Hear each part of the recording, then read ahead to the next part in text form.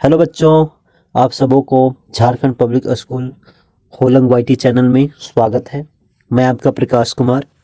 तो आज का वीडियो हम लोगों का रहने वाला है, जो एनालिसिस सीरीज चल रहा था उसका वीडियो पार्ट 3 है, जिसमें हम लोग क्लास 9 का सामाजिक विज्ञान पेपर का एनालिसिस करने वाले हैं, जो कि 12 मार्च 2025 को एग्ज़ाम हुआ है, यानी कि आज। तो जो बच्चे एग्ज़ाम दे चुके हैं, अपना मार्क्स को कंफर्म करने के लिए कि आप कितने आंसर सही टिक किए हो, ये जानने के लिए वीडियो को अवश्य देखें, और जिससे आप अपने मार्क्स का पूर्वानुमान लगा सकते हैं। चलिए तो शुरू करते हैं वीडियो। पहला क्वेश्चन, जब लुई 16वां फ्रांस की राजगद्दी पर आसीन हुआ, उस समय उसकी उम्र क्या थी? तो जो बच्चे ऑप्शन नंबर ए करेक्ट किए होंगे, उनका आंसर बिल्कुल सही है। वो 20 साल के थे उस समय। चलिए नेक्स्ट क्वेश्चन पे आते हैं। सेकेंड नंबर, लुई 16वां के शासनकाल में किस देश ने अमेरिका के 13 उपनिवेशों को साझा शत्रु ब्रिटेन से आज़ाद कराने में सहायता की थी? तो इसका ऑप्शन हमारा सी करेक्ट होगा, फ्रांस ने। नेक्स्ट क्वेश्चन है आपके पास थर्ड नंबर, फ्रांस में अधिकांश लोगों के मुख्य खाद्य क्या था जिसकी कीमत में तेजी से वृद्धि हुई? तो ये हमारा पाव रोटी था। क्या था? पाव रोटी, जिसको ब्रेड बोलते हैं।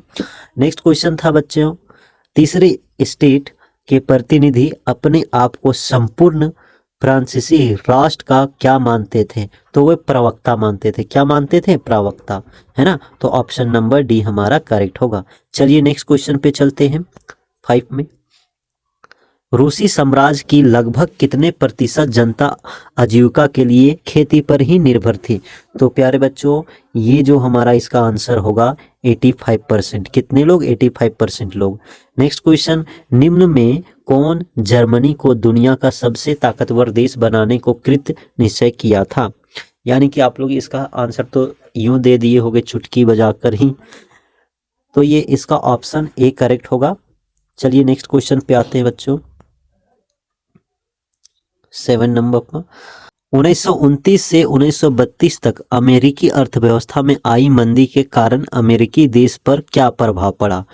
तो क्या हो गया था कि राष्ट्रीय आय में भी गिरावट हो गया था, यानी कि राष्ट्रीय आय केवल आधी रह गई थी, फैक्ट्रियां भी बंद हो गए थे, बेरोजगारी उत्पन्न हो गए थे, और आयात निर्यात गिरता जा रहा था। यानी कि इसके हिसाब से हमारा ऑप्शन डी करेक्ट होगा।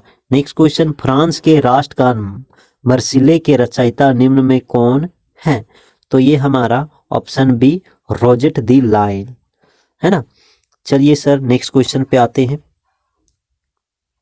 9 नंबर, निम्न में किसके विचारों को मानने वाले समाजवादियों ने 1898 में Russian social democratic worker party का गठन किया? तो इसका करेक्ट ऑप्शन हमारा option number A Karl Marx हो जाएगा, है ना। 10 नंबर देखते हैं सर, 1905 में औपनिवेशिक सरकार के किस प्रस्ताव से बस्तर छत्तीसगढ़ के लोग बहुत परेशान हो गए? तो जंगल के 2/3 हिस्से को आरक्षित करने में, घुमंतू खेती को रोकने, शिकार व अन्य उत्पादों के संग्रह पर पाबंदी लगाने। तो इसका ऑप्शन डी इनमें से सभी होगा सर। चलिए नेक्स्ट पे आते हैं। मध्य उच्च भूमि के नाम से जाने जाने वाला नर्मदा नदी के उत्तर में प्रायद्वीपीय पठार का किस पठार की ज्यादातर भागों पर फैला है?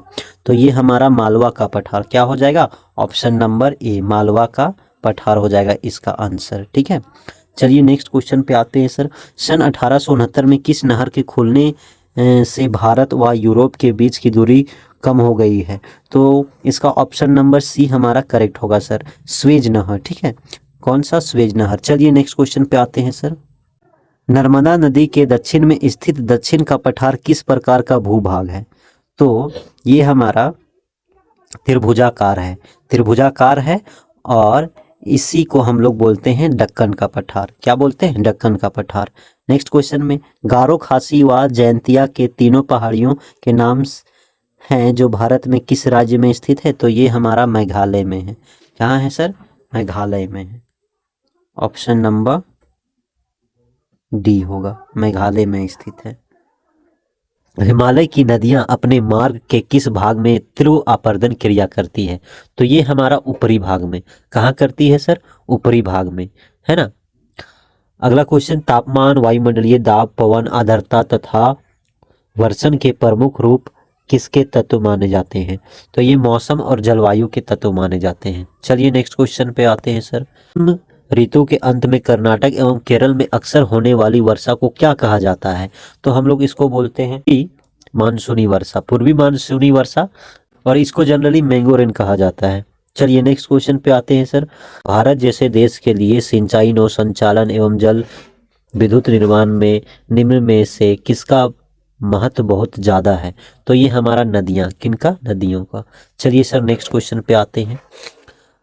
खासी पहाड़ी के दक्षिण श्रृंखला में स्थित निम्न में कौन विश्व में सबसे ज्यादा औसत वर्षा प्राप्त करता है? तो ये हमारा मासिन राम होगा। क्या होगा सर? मासिन राम, ऑप्शन नंबर ए। चलिए 20 नंबर पे आते हैं। वर्ष 2045 तक चीन को पीछे छोड़ते हुए विश्व के सबसे ज्यादा आबादी वाला देश कौन बन सकता है? ये तो भारत ही है। वर्तमान समय में भी भारत सबसे नंबर 1 पे है। चलिए नेक्स्ट क्वेश्चन पे आते हैं। निम्नलिखित में किस देश में सिर्फ शासक दल ही चुनाव लड़ सकता है? तो ये हमारा मैक्सिको होगा। क्या होगा? मैक्सिको। चलिए नेक्स्ट क्वेश्चन।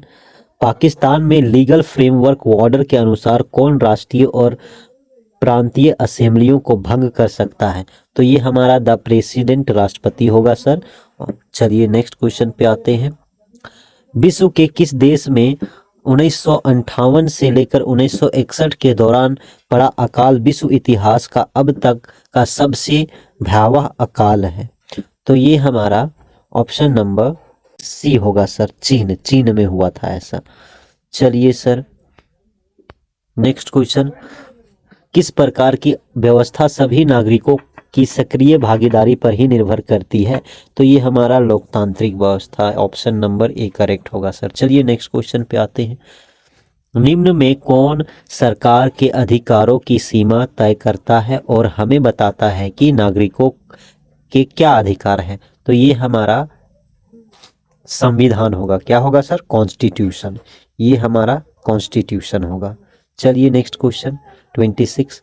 भारत के संविधान की आत्मा किसे कहा गया है? तो प्रस्तावना को कहा गया है सर। Next question. लोकतंत्र में प्रत्येक नागरिक को कौन सा अधिकार प्राप्त है? अपने मताधिकार का प्रयोग करने, चुनाव लड़कर प्रतिनिधि बनने, अपने विचारों को व्यक्त करने। तो इनमें से सभी होगा सर। चलिए नेक्स्ट क्वेश्चन पे आते हैं। निम्न में कौन संविधान सभा के सदस्य नहीं थे? तो गांधी जी नहीं थे। कौन? Gandhi ji, option number C. चलिए 29 नंबर पे आते हैं। भारत में निर्वाचित प्रतिनिधियों की राष्ट्रीय सभा को क्या कहा जाता है? तो संसद कहा जाता है। क्या कहा जाता है? संसद। क्वेश्चन पे आते हैं सर। संसद का अधिकार निम्न में से क्या होता है? नए कानून बना सकती है, मौजूदा कानूनों में संशोधन कर सकती है, मौजूदा कानून को खत्म कर सकती है। इनमें से सभी। तो ऑप्शन नंबर डी, इनमें से सभी होगा। अगला क्वेश्चन। पालमपुर गांव में अधिकांश भूमि के स्वामी जो उच्च जाति के हैं, वहां कितने परिवार निवास करते हैं? तो 80 परिवार। चलिए नेक्स्ट क्वेश्चन पे आते हैं सर। भारत के गांवों में उत्पादन की प्रमुख गतिविधि किसे माना जाता है? तो ये हमारा कृषि को। किसको? कृषि को। Next question. वस्तुओं और सेवाओं के उत्पादन में भूमि के बाद दूसरी आवश्यकता किसे माना जाता है? तो श्रम को माना जाता है, लेबर। किसको माना जाता है? लेबर को, यानी कि श्रम। चलिए नेक्स्ट क्वेश्चन पे आते हैं सर। जब औजारों, मशीनों और भवनों का उत्पादन में कई वर्षों तक प्रयोग होता है तो इन्हें किस प्रकार की पूंजी कहा जाता है?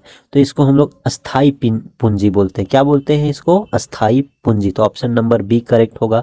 35। पालमपुर गांव के किसान पशुओं के चारे के प्रयोग के लिए किस मौसम में ज्वार और बाजरा का उत्पादन करते थे? तो वर्षा ऋतु में सर। कब? वर्षा ऋतु में। चलिए नेक्स्ट क्वेश्चन।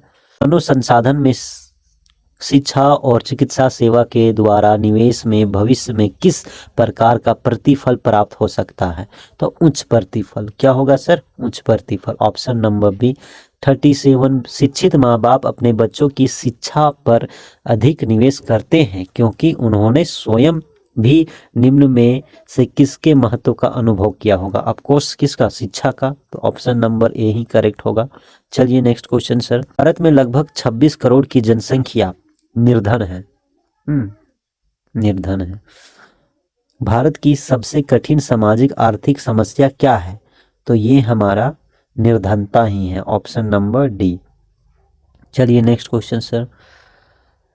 तो ये हमारा रहा लास्ट क्वेश्चन, है ना।